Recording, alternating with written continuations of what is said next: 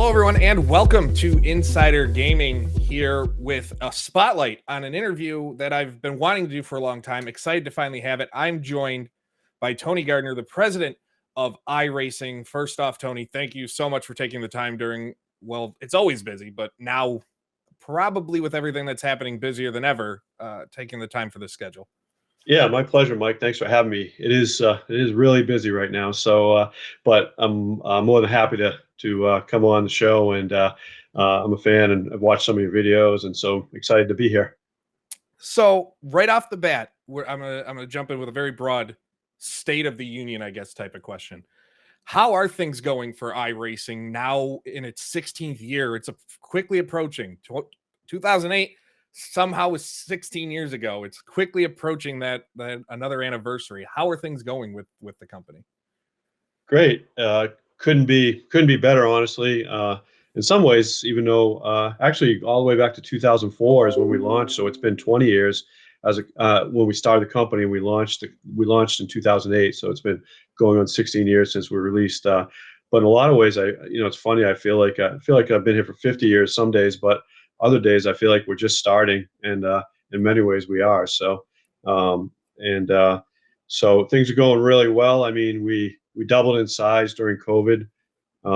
Like a lot of companies did really well, a lot of game companies, but we've actually a lot of them then shrunk back a little bit, but we've actually coming out of COVID kept growing. And then we purchased some studios and got into the console space. We'll talk a little bit more about that, I'm sure. But so things are going really well. We're up to over 150 employees now, and so it's we added probably another 20 employees last year, all on the tech and creative side. So we're investing more into iRacing than ever. So that's why I feel like we're just getting started in some ways.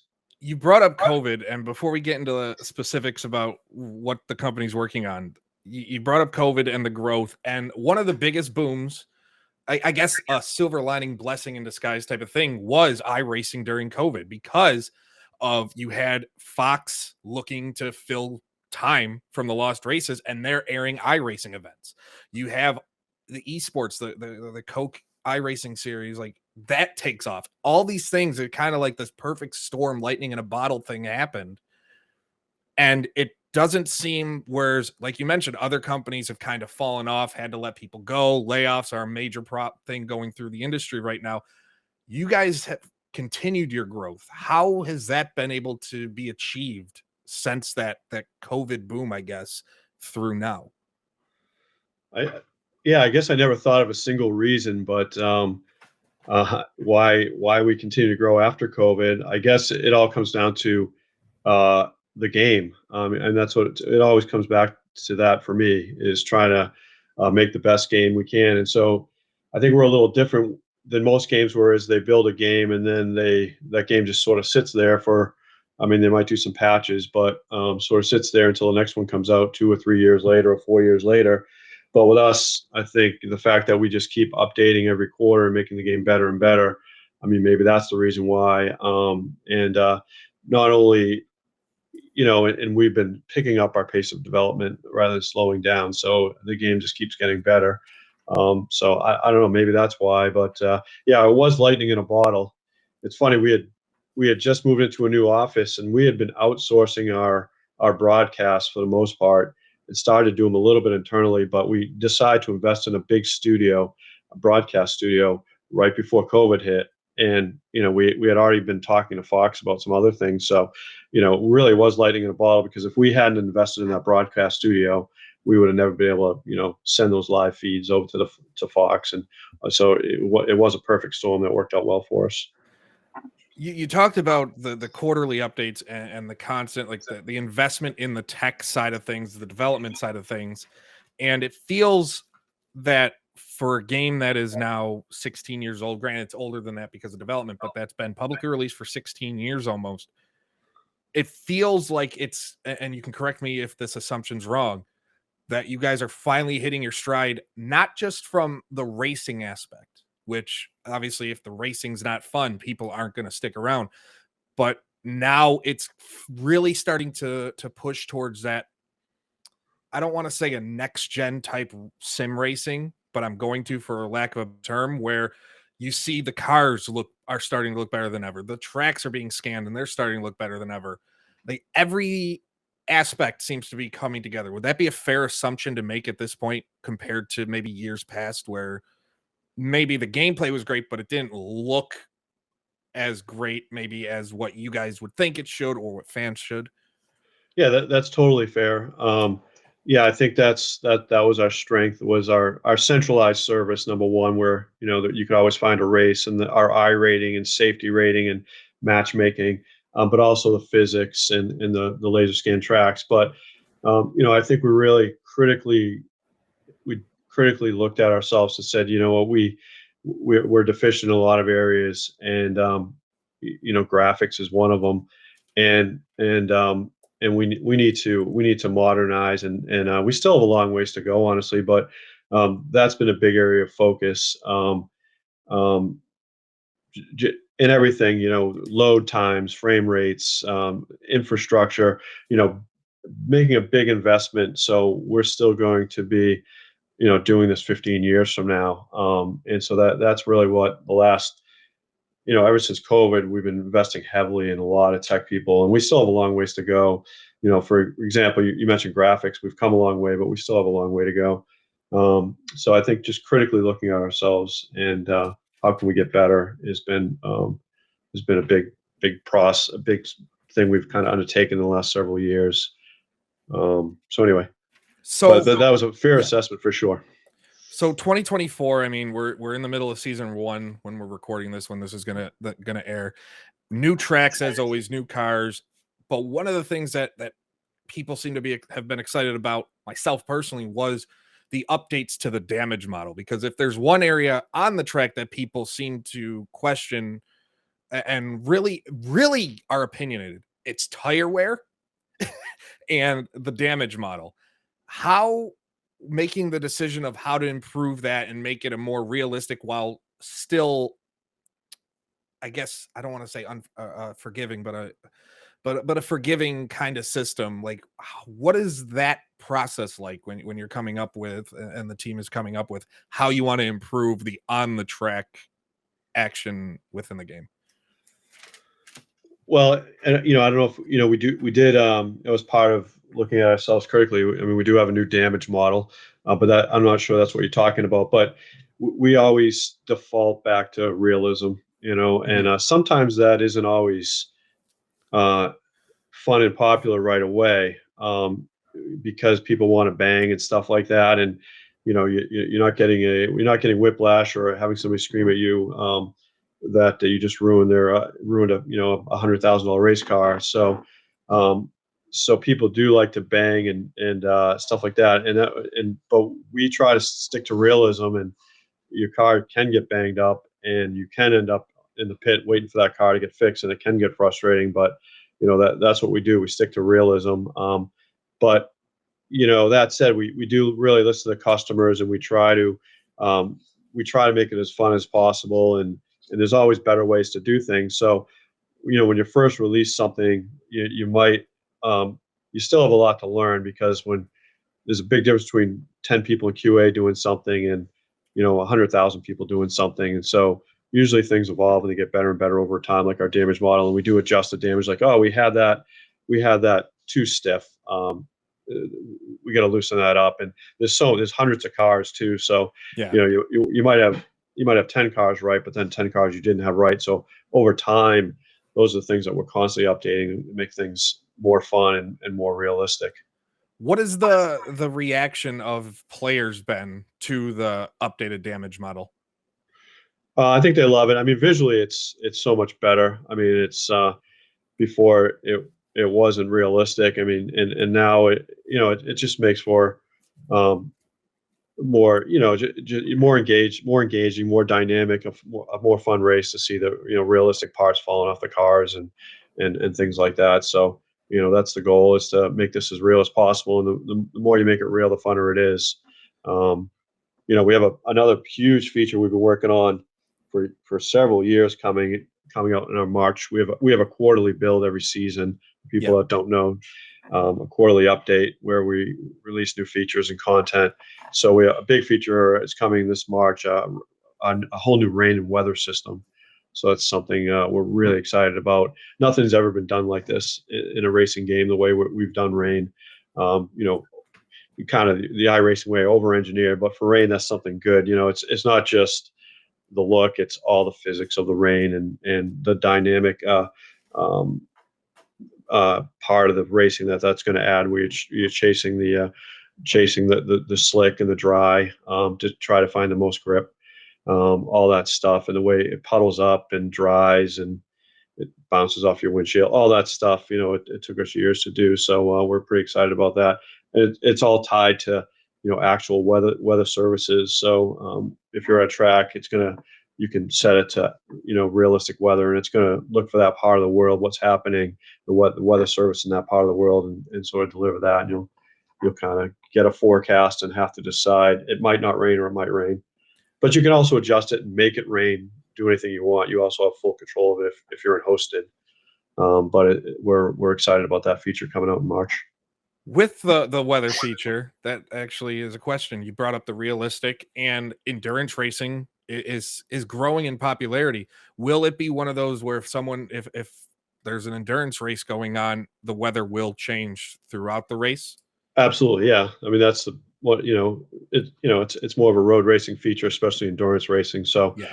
you know, if we just had our 24 hours of Daytona, so I would expect that you'll be worried about rain. It might not rain, or it might rain, or it might just get cloudy and moist. But you'll be thinking about that as a team in that race, which was by the way probably I think it was the biggest sim race of all time we just had, with almost 20,000 people racing in that race, and you know, including a lot of, you know, famous real world racers. Max Verstappen, the F1 driver, was in the top split, and his team won that. So What a it's pretty, shock. yeah. Couldn't have seen, never would have saw that coming. Team Redline, yeah. So it's yeah, exactly. He's halfway decent. So yeah, so you know that always makes us feel good, because we're not paying anybody like that or recruiting him. He's just doing that, you know, his free time. So because he thinks it's fun, so that makes us feel good. What goes into deciding these features, like when you want to implement them? When is the right time to not only start building them, but you don't want to sit on something that you've been building forever? It's always one of those things of like, all right, well, let's wait till it's perfect. Well, you don't want to. You want to get it out there and see the feedback from the masses. What goes into the decisions on when you want to release these features or hold them back or things like that? Yeah, that's a good question. We almost released it in December, but we could have. But we want, you know, and it's never going to be perfect, and we'll probably keep working on Rain for another year after we release it. But it's you know, it's ready when we think, you know, this is really high quality, and people are going to say, "Wow, this is good." I mean, so it's kind of just that, you know, when people are going to say, you don't want to spend 3 years working on something, and then you know, for an extra 5%, it's a difference between saying this sucks or this is really cool. So, but that's a fine line. So, I mean, it's time for us to release it. It's really good, but you know, that is a good question, and something every game company struggles with, Yeah. and sometimes make mistakes, and we all make mistakes, and sometimes you wait too long, and sometimes you more often than not, you release things too early, which a lot of game companies do. Yeah, I mean, even just in general software, I've been at companies where we had a product, we knew we were going to be the first on the market, but we held it too long. And by Yeah, the time we put it out, someone already had it out there and they had taken the market. yeah, And it cost. It can, like, there's that fine line and decision of like, if we put it out now, it's gonna be a broken mess. But if we wait too long, then we're gonna be out of business because we missed our chance. right. Or yeah, or people just so frustrated that it's taken so long that they start to give up on you. So that there is a fine line, but you never want to put anything out that's buggy and doesn't work either. So you know, that's not good either. Just that just after all your hard work, it just backfires on you. So Let it's a go ahead. let's pivot away from the game specifically and move over to the esports scene. The eNASCAR Coca-Cola Series is starting up again, 14th season. It has continued to grow year over year. What do you think, if you could pinpoint maybe one or two things as to why it continues to have the success it has, what would you say that is? Well, I think we have the best NASCAR. I think we have the best game, number one, and certainly we have the best NASCAR game. So that helps. I think NASCAR is a great partner, and all the teams. We do it a little differently, where than most esports, where we sort of pick the team. We actually do pick the teams, and also um, it is the best 40 drivers in the world. So it's not what team sort of put the drivers in the series. It is you have to qualify all the way through. So everyone knows that these are the best 40 drivers and they deserve to be there.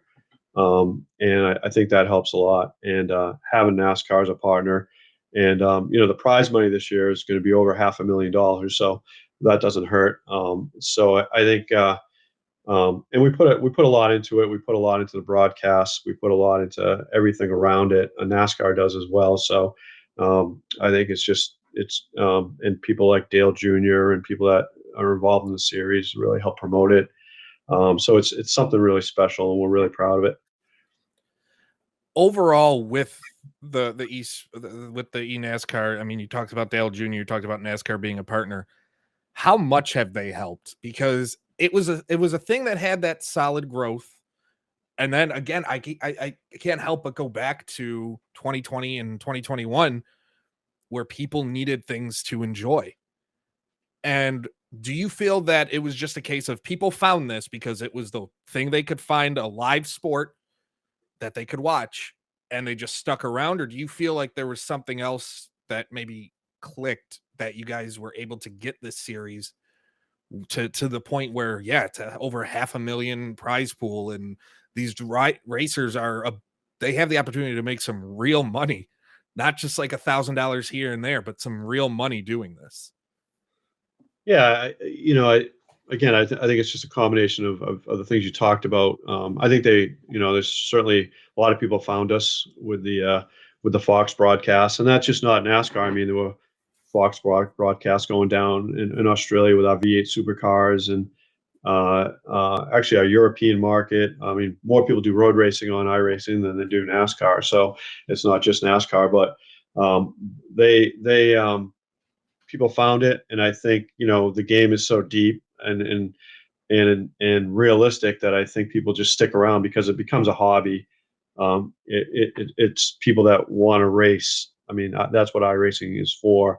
That aren't going to get a chance to do it in the real world because they don't have the time or the money, or they race in the real world, and this just fills in the gaps. So it's something that is addicting to people that love racing, and I think that that's the secret.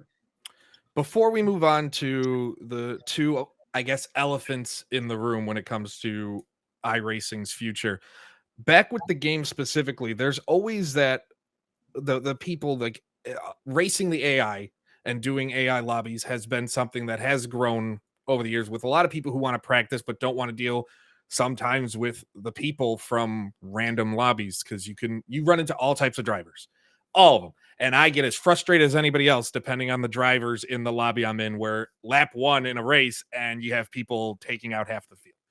Anyway, I don't want to get on a soapbox on that. No, but we've all been there. We've all been there.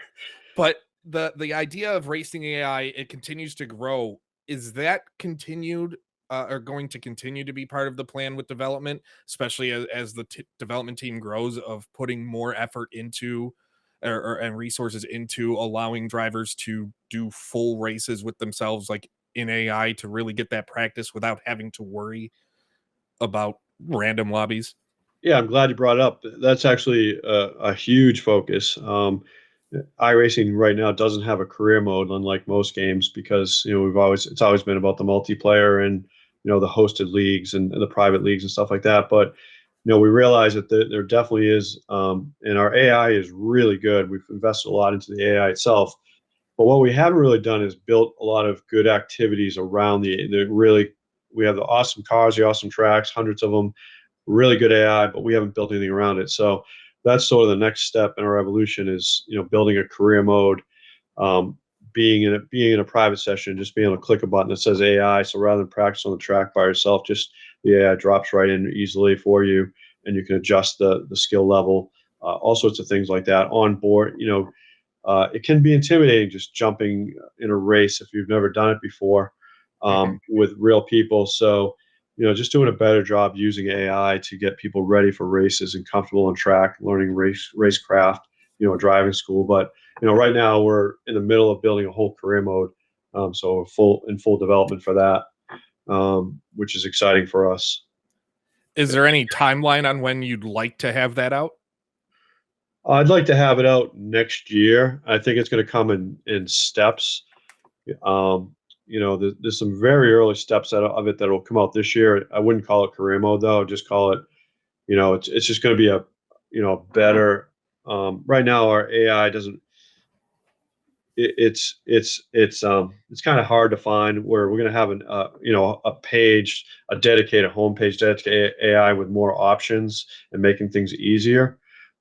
Which will, and then it's going to, and then it'll be a quick button in private racing where you can just, like I said, go out and race on the AI, and that's going to lead to, right now, a traditional AI sort of career mode, and then from there evolve to other plans we have to take even further than sort of a traditional career mode. But I would hope that what I'm calling a traditional career mode is going to release sometimes next year in 2025, but I'm not promising that for sure. You know how software development is. Yeah, 100%. Something could break tomorrow. You never. Hopefully, it doesn't happen. But we've all Yeah, been there. We have yeah, all. Anybody who's worked in the industry in any type of software and right, knows how quickly something can go wrong. Or there are times where it's like, wow, that didn't take nearly as long as we thought, and then right. you get to Yeah, cross that off the list sooner. yeah. We thought we were going to release Rain last year, so early last year, so it was a year later than we thought, for example. But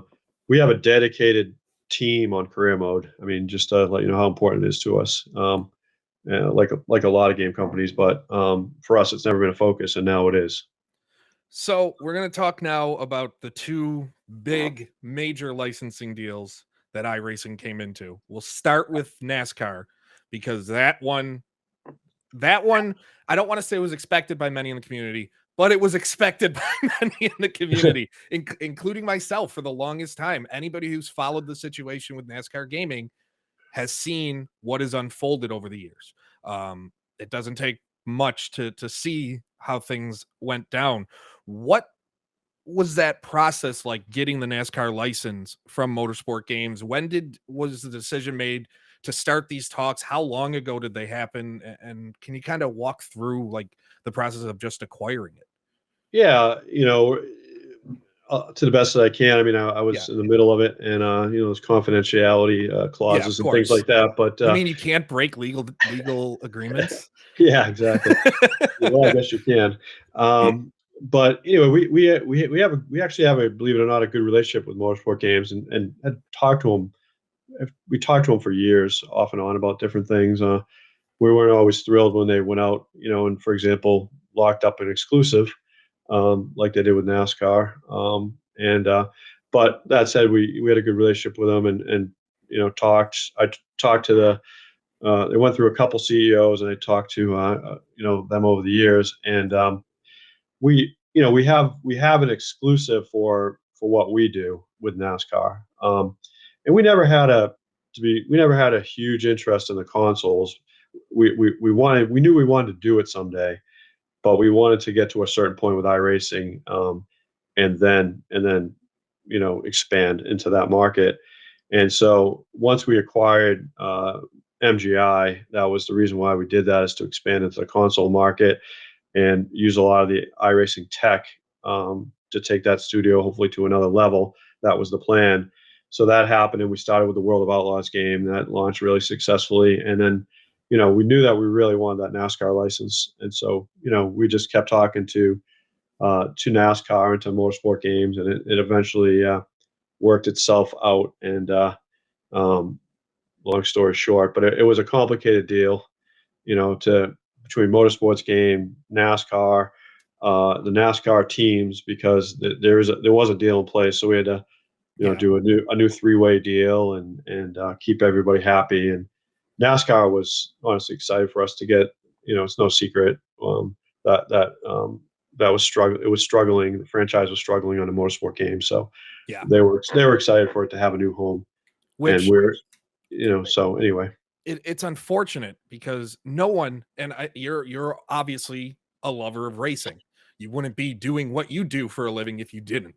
But Absolutely. myself, the fans, like it's not like it's one of those things of we just wanted they just want a fun game. They want a game they can play that's structured. And to see that jump, and I'm speaking more on like my feelings on it and the sentiment I see is that it feels like now moving to iRacing and moving under that umbrella, it just seems like it was a match made in heaven that took too long. Like it's like these high school sweethearts that left each other when they graduated, and then 10 years later they're at a 10-year reunion and rekindle, and they realize, yeah, no, this is a perfect. We need to be together. And Right.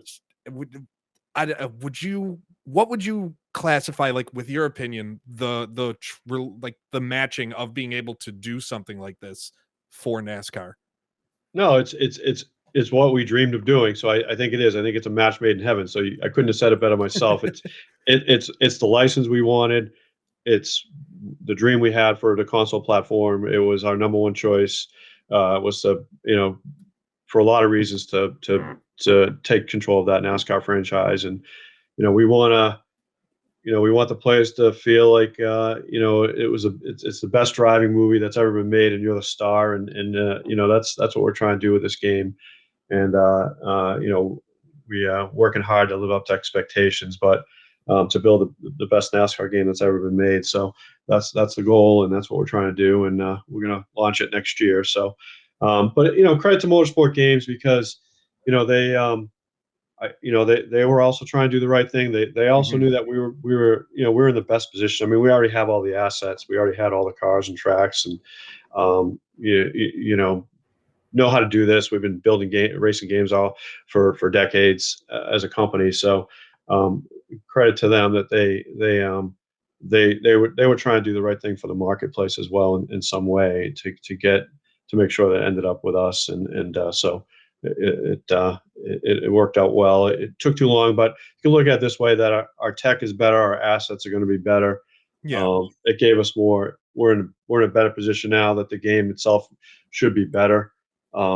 If we got it 3 years ago, it wouldn't been as good. Is this a game? Is the NASCAR, the console game, is that going to be a game developed by the iRacing development team, or is Monster Games gonna handle it, or how? I don't know if you can say how the development is going Yeah, to be working on it. the Monster Game Group, they've built a lot of NASCAR games. They're taking the Yeah. lead on it. But we've beefed up that group significantly. So when we acquired them, there were 20 employees. Now there are 35 employees, and then they're using a ton of the iRacing tech. So and a lot of our staff. So like we have engineers on loan over to them. So it's a combination effort, but they're the one. iRacing's never built a console game. MGI has. I mean, but we look at ourselves as one company, Yeah. and so it's now kind of blended together that it's the console studio. It's not MGI. We put all hands on deck to try to make the best game we can. But they're using our car models, our track models, a lot of our tech. They've done a lot of integration in the back end. So when we update a track, we're trying to we're bringing all of our NASCAR tracks up to the latest spec, get them all current, and they have developed a system where they can just import our tracks in, things like that. They've working behind the scenes, and um, they're working on a new graphics engine. So Mhm. the graphics engine is going to be Unreal, whereas their prior games had been on Unity. Yeah. There's going to be a whole new graphics engine too as well. So they're keeping busy. With the console game, so iRacing has always been the destination for sim racers. Consoles are that different animal where you have to, there's those casual fans that don't have that high powered PC rig with the wheel that can do the sim racing and iRacing. They just want to sit down and play a racing game. You have to, there's that catering, I guess, or appeasing both the sim and the casual audience with the game. What is the kind of the mindset with utilizing the NASCAR license, creating the console game to make sure you appease both audiences? We're trying to dance that fine line where it's realism, but with the console game, I mean, number one, you have to certain specifications with Sony and Microsoft that you have to Yep. meet, but um, we're definitely going at that market. But you know, quality racing. MGI wanted that anyway, but we always want realism. We want a real focus on the driving as iRacing as a brand. So there's going to be a lot of focus on good driving. Career mode is really important with a console game, and so there's obviously a lot of effort in that. I don't want to give away too much about the game. Yeah. We've got news coming, but the way the game works, there's going to be some fun new stuff in it that I don't want to talk about quite yet, but more news coming. But for us, the focus is on really good driving, but yet aimed at that market a little more than an iRacing product would be, if that makes any sense. Yeah, of course. It's a little different market. I know you don't want to get too much, but this was a question I had 100 times out of 100, and from readers for some reason. Okay, and if you can't answer it, you can't answer it. But they would be mad if I didn't at least ask it. With a NASCAR game, with a console game, trading paints is one of the biggest things ever for iRacing. Right. For custom designs. Is the goal or the hope that a console game will allow for these custom type designs as thorough? Maybe it can't be as thorough because it's a different style of game and it's got to meet different specs, but custom designs for their cars. I don't want to shatter their hopes and dreams, but I don't think things are going to be that free and open. But I mean, we're going to really try to do the best job we can. But I don't think that it won't work like iRacing. Yeah, and for me, like I see it, and it just I think, like, I know you said you don't want to shatter hopes and dreams, but as far as like from understanding, it's just, again, the different specs and trying to reach to a console. It's not like, so back in the day, EA Sports for their college football games allowed you to create your team design online, your team, and then import it into the game. Even then, it wasn't the same type of freedom you have for the design for iRacing. It still had to meet those specs. You still had a limited number of designs. Sure, you could throw your own logo in, but you had a limited number of designs for the jerseys, for the stadium, for the field, all that. So it's one of those, PC gaming just opens up to a way bigger customization. That's why mods are a major thing. So I think, that's exactly right. So I mean, and you have the teams, the real world teams that are going to be part of the NASCAR game, obviously, and the drivers. So that's also a focus of the paint kits, but we definitely want to allow freedom as well. So it won't work like the PC world works. So moving on to the other major licensing deal, IndyCar, that one is more of it feels like a more complicated story because of the way it had ended with iRacing no longer running the Indy 500 in game, and then Motorsport Games getting exclusivity to all of that. And then ultimately things happen there. They lose that exclusivity deal. You guys get a new deal with IndyCar to bring in the virtual Indy 500 and that licensing. How did that go about getting a new deal struck with them?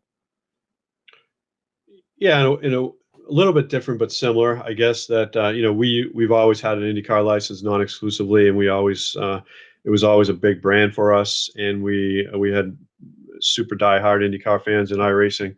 And then because of Motorsport Games, again back to that exclusive thing that I talked about earlier, they got an exclusive that started in 2023, which meant, and that's when our license ended.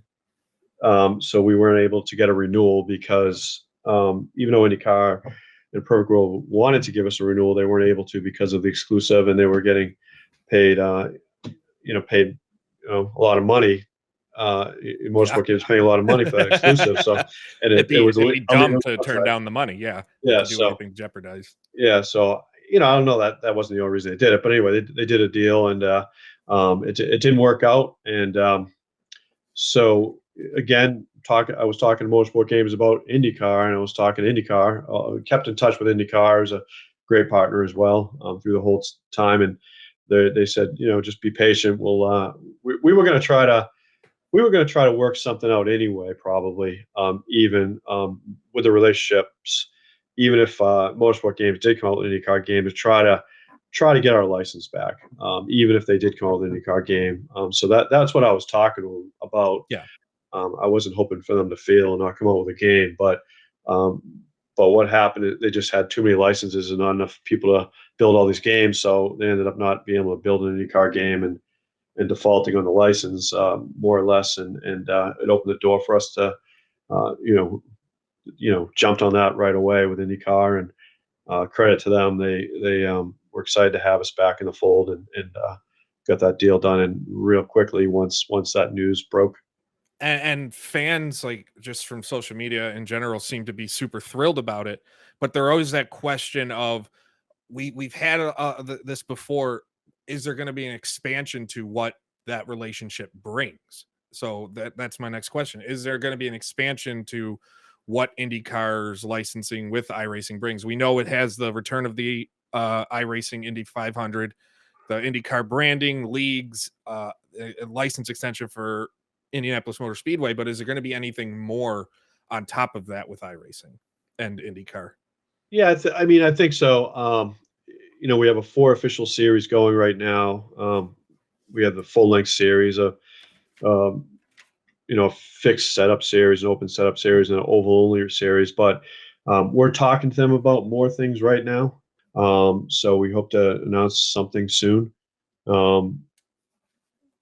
But so that we are going to take it to the next level. There's real excitement between the two companies partnering together that I've never, even in the old days, we never had.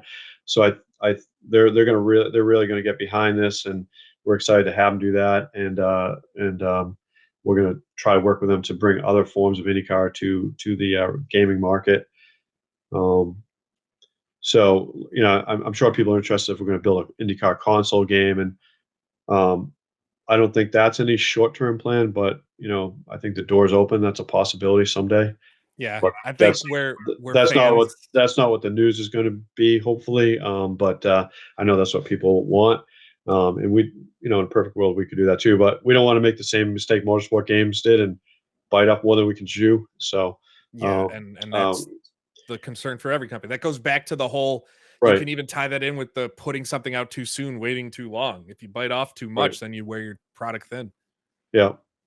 Yeah, we have some more we have a World of Outlaws franchise as well, and we're going to announce some more news on that as well again soon. So, And that's so actually what I was going to jump into next. The World of Outlaws franchise, when MGI, in my opinion, and to the opinion of a lot of people, hit it out of the park with the work they've done on that.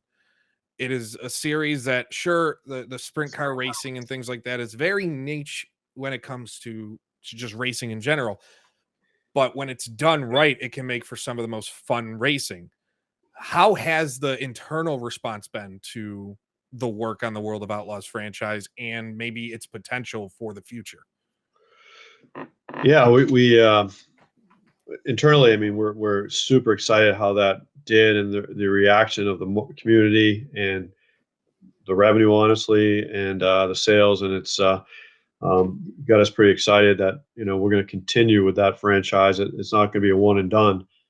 So we have some more news coming soon about that. So that's definitely we put a lot into it, and we're going to make that game even better. So we're not done with that by a long shot, and it, it in a way that was good too that we did that game first before we did NASCAR, because we did learn some things from it, and gives us a lot of chances to improve and do things better. And we're looking at, like, this is a 2-year break.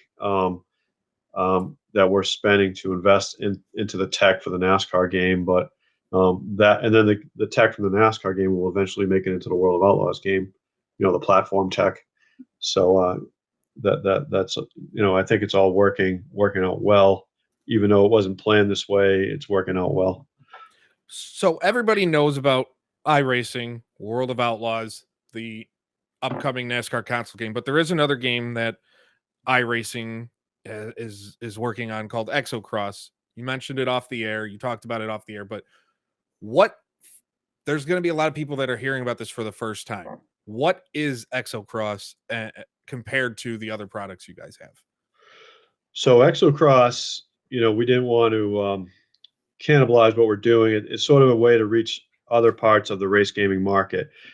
But Exocross we acquired this studio called Orontes. They were based out of Germany, and then just like MGI, we've built that studio up, and we're going after a different part of the racing game market. But just like everything else we do, we want quality and good driving to be the cornerstones. But this is like a totally different game. It's like a futuristic off-road driving game, and we're really excited about it. The driving is so fun. A lot of people internally are saying, well, we have a lot of off-road people inside, off-road guys that in the real world and love off-road driving games, and they're saying this is the best driving off-road game that's ever been built, and so we're pretty excited about that. But anyway, that's going to release this summer. You can learn a little bit more. You can learn more on our website if you go to iRacing.com and look for the studio called Orontes. You'll learn a little bit about it. There's a very early preview of the game that's called Drag. It's early access on Steam, but the game we're releasing is going to be 4 times what that is. I mean, we put this 2 years of development already into it. So we're pretty excited, and that's going to launch hopefully this summer or fall. What is the overall hope for Exocross to become a franchise, to become a game that's just updated, to just test the waters? Like what is the hope surrounding it? It was originally to get this studio. The graphics engine on this game is unbelievable. So the graphics are amazing, and that's one of the reasons why we acquired them. And they already had this early access game called Drag, and so originally we just wanted to upgrade that game and possibly create a franchise with it. But it was really that game was only a PC, so we wanted to get that studio experience porting to consoles. So this game's going to be on Xbox, PlayStation, and Steam, and so that was the idea. Is to take the technology to a different level and get it to be cross-platform and all that good stuff. But it sort of exceeded our expectations. So now I could see us turning it into a permanent franchise. We also have another game that we've already been designing behind it. It's using the tech, but it would be a different franchise. So I'm not sure which way we'll go yet. Now, we'll see how successful it is. We'll support it and probably come up with upgrades to it, but I don't know if it will stay forever as a franchise, or we'll switch gears to this other franchise that we've been designing in the background. So it has open world capabilities too. So unlike anything iRacing's ever done, it can do full open world with it. Are they being kind of left to their own devices as far as developing, or is it just like a trust factor with the studio, or how hands-on? We're very hands-on. We've helped build up the group, and so we've loaned them our like, for example, the Orontes game has the iRacing AI incorporated into it. So we're sharing tech, and we actually borrowed some of their graphics into the iRacing game because they were a step ahead of us graphically in some areas. So there's been that sharing, but we're very hands-on with the studio. So again, it's all iRacing. We just kind of look at it as different segments. It's all managed by the same group. The executive team at iRacing manages these studios, but it's important that we keep them independent.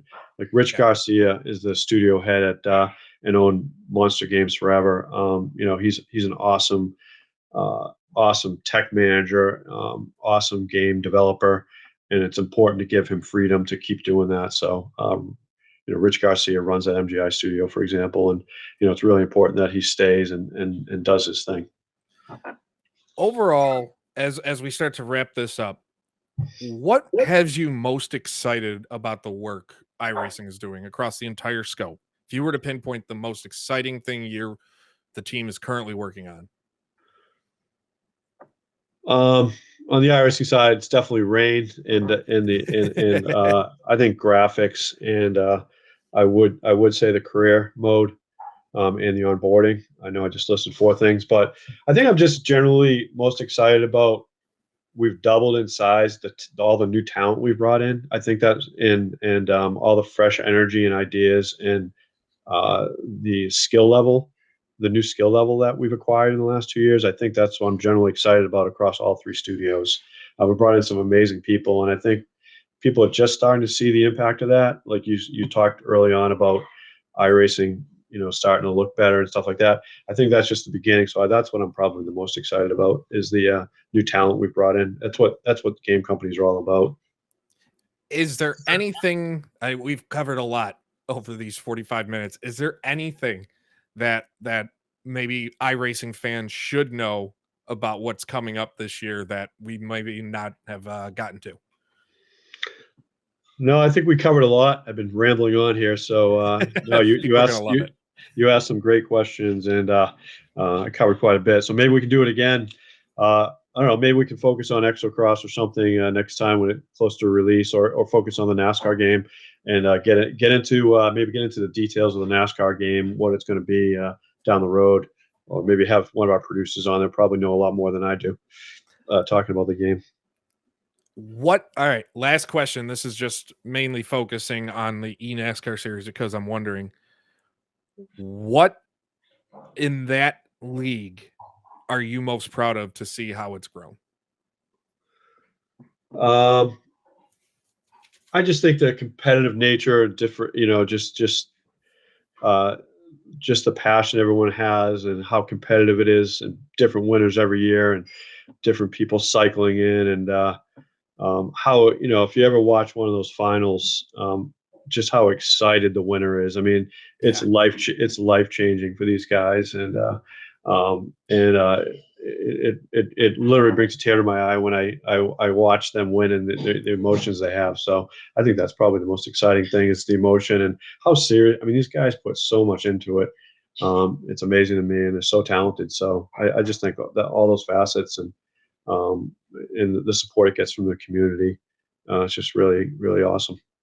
Tony, I can't thank you enough for taking the time out of your busy schedule to join me here at Insider Gaming. You can find more about iRacing and everything being worked on: Exocross, World of Outlaws, the NASCAR game, IndyCar inclusion, the upcoming IndyCar or Indy 500 iRacing, like everything, iRacing.com. Tony, again, thank you so much. Mike, I appreciate it. Thanks for having me, and look forward to doing it again someday. Definitely. All right. Cheers.